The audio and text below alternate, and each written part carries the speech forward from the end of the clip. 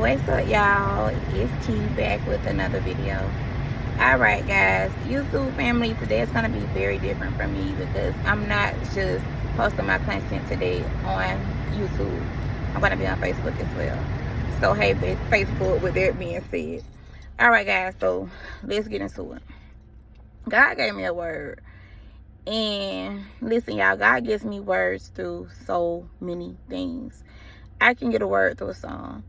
I can get a word through children. I can get a word through a TV show.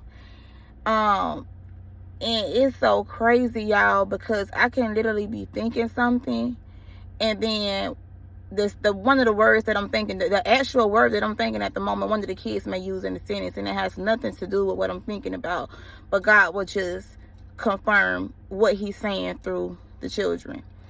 Understand something, y'all.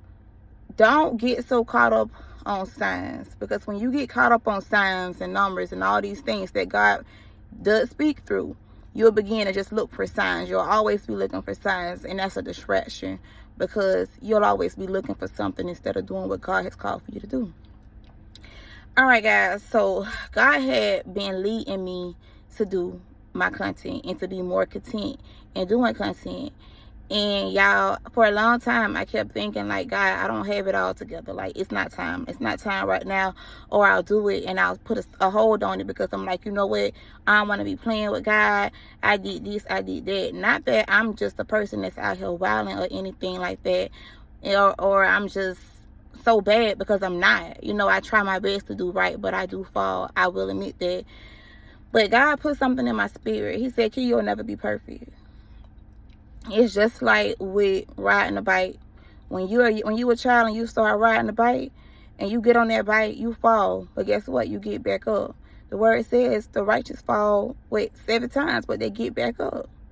The difference between the righteous and the wicked is the wicked fall and they stay down. All right, y'all. So with that being said, God was like, you know, get started. So then another thing that I would get stuck on, I wanted God to just keep coming and telling me what to do. Y'all, I want to say a little over a year ago, I was at church, and there was a pastor visiting that spoke, and one of the people he spoke to was me. He was a prophet, and he called out my gifts. And because of that, I know my gifts. So when he called out my gift, my spiritual gift, I knew, like, okay, he's on point. And one of the things this man said to me was, what you want God to do in your life is not going to happen until you do what he told you to do. With that being said, y'all, I want y'all to understand something. Stop waiting on God to just come down from heaven and just tell you what it is that you need to do, because what you need to do is in your heart. God told you. He done had several people come tell you, God is not finna babysit you. You grown. Yeah. I had to eat that. I'm like, okay, God done gave you everything that you need to do what it is that he's calling for you to do. You may not have everything you need to carry out the vision, but you have enough to get started. And sometimes we'll just sit there with what God gave us, waiting on God, and God looking at you like, okay, you gonna play? Okay, we'll wait some more. So understand something, y'all. Angie Stone has this song that I like.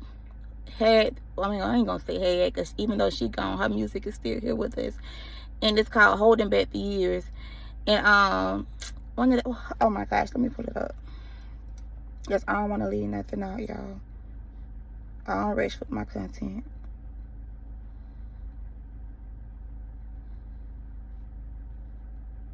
All right, y'all, so listen to these lyrics. Holding back the years, thinking about the fear I've had so long.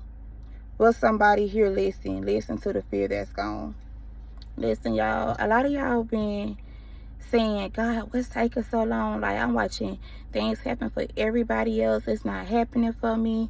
How do I know this? Because I've been there. Like, God, like, why so long? Like, why it ain't came? Like, not that I'm not happy for anybody else, because I am, but just wondering, like, okay, you told me, I know you told me, you confirmed it, but where is the manifestation? I've been waiting on the manifestation for so long.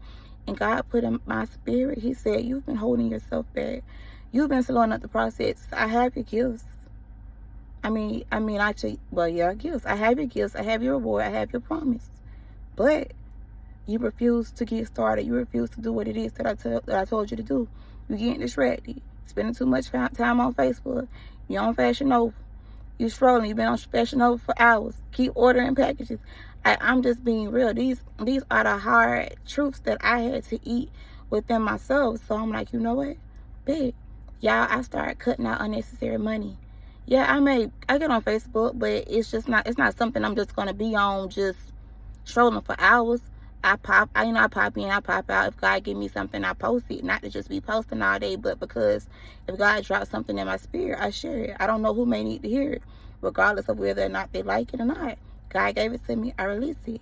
But with that being, y'all, I ain't been in Fashion Nova in like a month and a half, because I understand that if I'm gonna do what it is that God has called for me to do, I can't be getting distracted. I can't be spending unnecessary money. If I really want what I say I want, I gotta be mindful of where I'm putting my money, my energy, and my time, because it's not that I can't have what I want.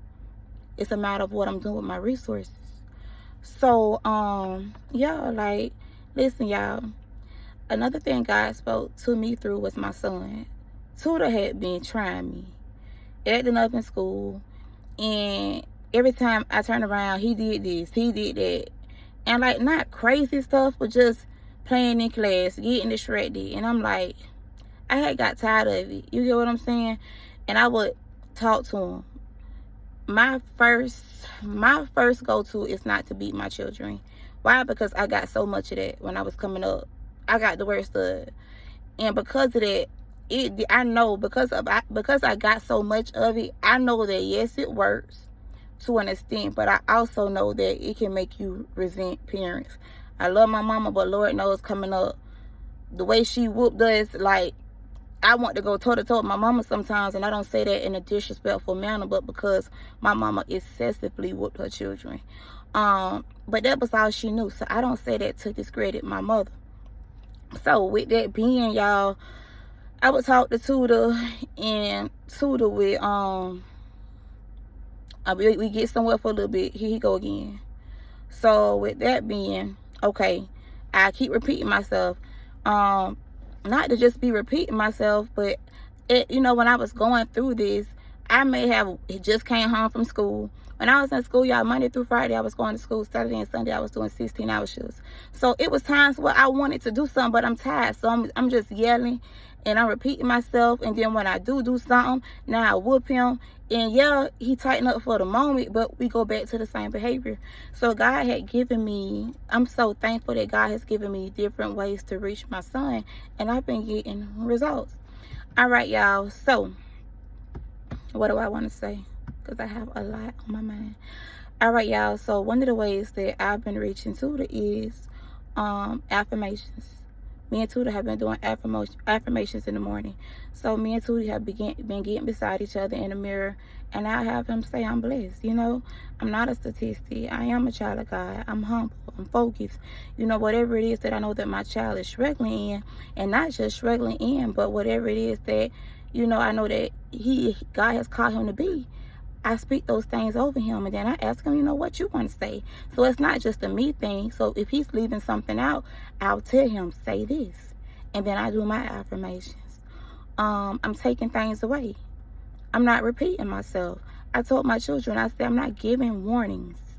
Well, I ain't gonna say I'm not giving warnings, but I told my children, I'm not repeating myself. When I tell you something, that is the warning. Next time, there's consequences. There's not a next time, but you do it again, there's gonna be a consequence. I'm not gonna keep doing it. Somebody brought to my attention, he said, it was like, your children should fear you. And he was like, not to the extent to where they terrified of you, but they should respect you. They should know when mama say something, she mean it. And when he said that, I was like, you're absolutely right. And I'm like, my children don't fear me. I had to be real. Not that they don't respect me, because they do, and I don't have bad children. But when I say they don't fear me, what I'm saying is that I kept having to repeat myself, and I had to look back on when I was coming up, when my mama told me to do something. When my mother said, when I get home, my house better be clean, she meant that. We was getting towed up, like literally. And no, ma'am. Y'all used to be going off on my sisters them because I was the oldest. I'm like, get this house clean. I'm mad. Like, I'm like 10 years old. Get this house clean. We in there fighting. Like, you playing. Mama said clean the house, so we gonna get a whooping. So I'm like, when you put it in that context, I'm like, you're absolutely right. This shrimp been playing with me. So with that being, y'all, I began to, I don't repeat myself. Yeah, I began to stand on what I'm saying. Guess what? When I tell Tudor to do something and he would pop his little lips, guess what? Now I'm ready to, I'm finna beat you. You get what I'm saying? Tudor straight up. He was straighten. He straightens up now. I'm like, I don't have to tell Tudor anymore. Why is you blowing steam? Why are you blowing steam? Why am I talking to you and you looking away? Look me in my eyes. You get what I'm saying? So now I'm seeing changes in my child. When I say you're not going outside, you're not going outside. You didn't do what you need to do. Come in here and do your homework. You didn't clean your room. And you ain't going outside. You need to come in here and stand on business. Give me that PlayStation. So what I'm saying is, understand that we can, I mean, I'm not saying don't spare the rod, because I use the rod.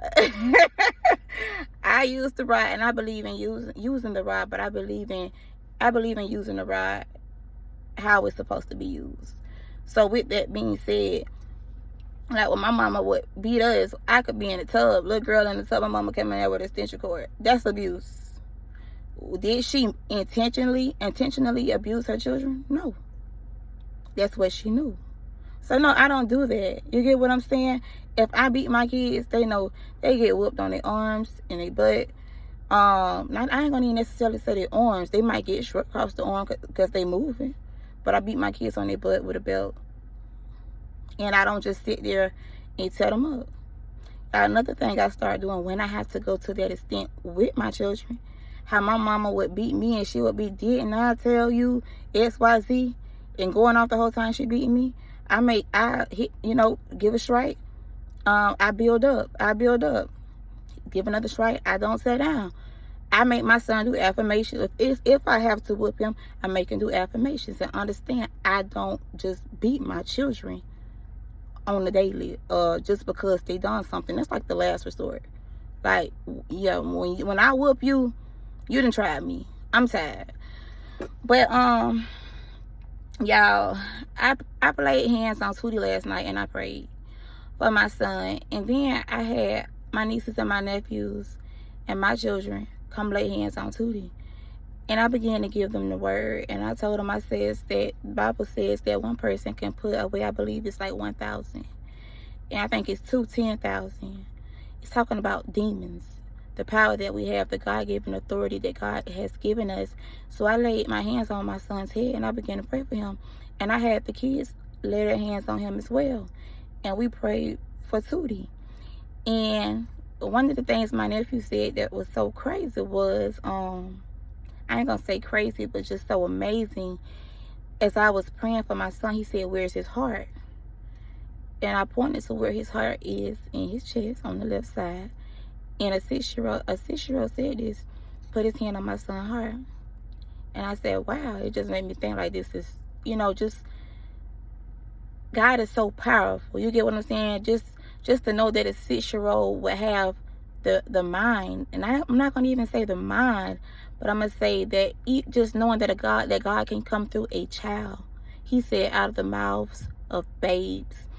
So when he said that, he put his hand on my son's heart without me even having to tell him to do so. And I pointed out to him, I told him, I said, God gave you that. I said, and I prayed for his heart. And he was scared. He was like, Tay, I'm scared. I'm like, don't be scared. He said, I don't know how to pray. I said, just talk. I said, whatever God leads you to say, just say it. He was scared. My niece said, can I do it? I said, yeah. Niece jumped up gladly and began to pray for my son and his heart. And she said, Sarai said, God died for you. No, she said, God loves you. God loves you very much, and some other stuff that she prayed for my baby. And then the children just all, took turns praying for him. And then my nephew, the person who even had the idea, in the first place to lay hands on his heart and to pray for his heart, I went to him last. I said, you want to do it now? He said, yeah. He got up and he prayed. And what this baby said was, God sacrificed himself for you. Understand something. I didn't tell him that. I don't know who told him that, who he even heard sacrifice through, because I have not told him that. Yes, I teach them about God and the ways of God, but at the same time, I have never used that terminology with him. So for a child to say that, I knew, like, okay, God is speaking. And I had to, explain to my son, like, do you understand the power of sacrificing yourself for someone? But more of the story, y'all. And I know y'all probably like, that's crazy. Like, what you in there got them kids doing? But I'm teaching my kids and my nieces and my nephews on how to exercise their spiritual gifts early, so that when they get my age, they ain't starting. They're not starting from the beginning. They're not learning who God is at 30 and 40 and 50 years old, because not everybody knows. Some people are lost, and not lost because they chose to be lost, but because nobody never taught.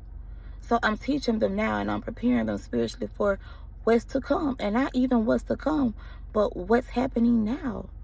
I don't know who my baby's sitting by when they go to school, or what that other little girl know in their classroom, or that little boy. So guess what? I got to be ready. I had to give Tootie a scenario. I said, Tootie, if one of your friends come to you right now, I told him, I said, and he say, it's somebody stay around the street, I know they got $1 million in their house. They got a safe. I know the code to the safe. He trusts me. We real cool. I said, Tootie, what you gonna do? I said, Tootie, are you gonna correct your friend and say we don't have to steal for anybody? The same thing God gave them, they can give us. Are you gonna tell your friend that that's wrong and he can lose his life? So are you gonna correct your friend? I say, and he go do something crazy, or y'all go do something crazy, and y'all get caught in that house, police coming up, y'all get shot, don't even get the $1 million, wake up, lift your eyes up in hell. I said, or are you going to, what, Tootie, what you gonna do? Or you gonna go get the fast money? You got two options. And I have to give these scenarios to my son, because I have to prepare him. And I'm like, Tootie, you can get money fast, or you can let God bless you. It's nothing to get money fast. A lot of people have money confused with being blessed. You can have money and stuff and be blessed. And be cursed. There's a lot of people that are just accumulating things. Satan ain't got no problem putting you on a string and using you as a puppy and giving you some stuff. That's nothing for him. That's a cake. It's a cake in a that's a walk in the park. That's nothing. With that being, you gotta understand that what am I trying to say? You gotta understand the difference. Because there's some people that's poor and they blessed. He said, blessed is, the poor gonna inherit the kingdom of heaven. Why? Because they humble. They stay humble. Those are the people most likely to cling to God. And that's why the word says that it's gonna be harder for a rich. What is it? I'm trying to remember how it goes. It's gonna be harder. It's gonna be harder for a rich man to get into heaven than it is for a camel to go through the eye of a needle. What that's saying is, it's gonna be, because the reason why it's gonna be so hard is because the man gonna be so in love with his riches, pride. Y'all think that pride, yes, everybody should have a sense of pride, but at the same time, pride come before the fall. It's a lot of people out here prideful. They too caught up on what people think. You know what God told you to do. You know who this person is. You get what I'm saying? You know the heart of that person, but guess what? You so caught up on image. You won't do what it is that God called for you to do. So guess what? When calamity and you start getting all these mishaps in your life, and everything leaving your hand, you get what I'm saying? You losing it just as fast as you get it, and you wondering why all these things are happening. That's why. The word says it's better, obedience is better than sacrifice. But back to the script, y'all. Moral of the story is, walk in your purpose today.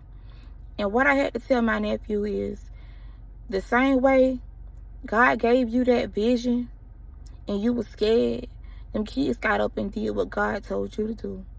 And if you keep being scared, you're gonna miss opportunity, and you're gonna miss what it is that God has called for you to do. And somebody gonna go on your place, and you're gonna be sitting up feeling some type of way. And you ain't even got no business feeling no type of way, because God gave you the opportunity first. But you were scared. Scared money don't make no money. Y'all listen, I had so many people tell me, oh, I want to go to school, but I don't want to get no debt. I'm like, for what you scared of?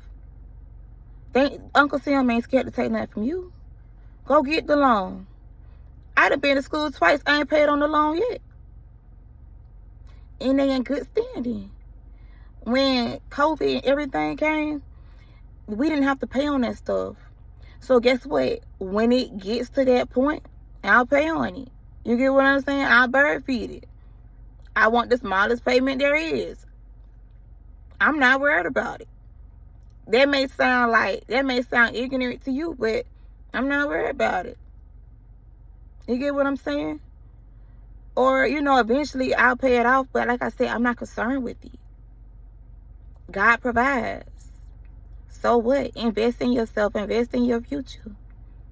Use the world. The world gonna use you. You see, every time you get paid, if you get paid weekly or if you get paid bi-weekly, you see every time you get paid, you see what the people that took out your check in Texas. Why you scared to take? Get the food stamps. Get the housing. Get the Section 8. Get everything these people will give to you. Now, guess what? I've had housing in the past. I had food stamps. I don't get those things anymore because I don't qualify. But when I did, I got them, and not because I was just some bum girl, but because I needed them. And I used them to become a LPN, an RN. But there was a time when I couldn't afford to go buy food with cash. I was scared when the people cut my food stamps. Like, how do you buy food with cash? Like, what is that? This is ghetto. I'm being so honest, y'all. I was like, oh my gosh. I felt like I shouldn't have to buy food with cash. Not because I shouldn't, because this is my family. You get what I'm saying? This is my household. But I wasn't used to that. That was a different world. Y'all listen. Stop holding yourself up. Stop wondering what your purpose is, because you know what your purpose is. Your purpose aligns with your passion. What is it that you want to do? What is it that you keep thinking, oh, I want to do that.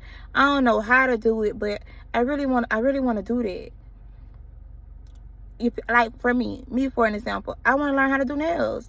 So guess what I'm finna do? I'm finna order me some nails and some cheap acrylic and a little lamp and a drill, and I'm finna start practicing on myself and my nieces and my nephews. Y'all may say, oh, you can't do nails. I can do anything I put my mind to. I know me. People that do nails, there's a lot of black girls doing nails now. They didn't always know how to do nails. They started and they kept going.